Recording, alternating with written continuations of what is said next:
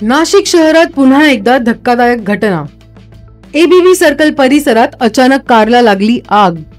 नाशिकच्या महात्मा नगर रोडवरील TJSB bank जवळ एका स्विफ्ट डिझायर कारला अचानक आग लागल्याची घटना समोर आली आहे।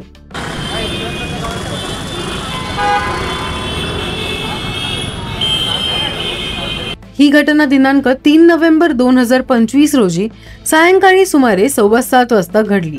आग लागल्याचे लक्षात येताच परिसरात एकच खळबळ उडाली।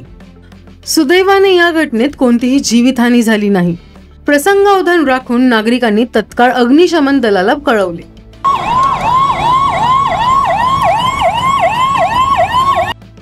प्राथमिक माहितीनुसार ही आग शॉर्ट सर्किटमुळे लागल्याची शक्यता व्यक्त केली जात आहे।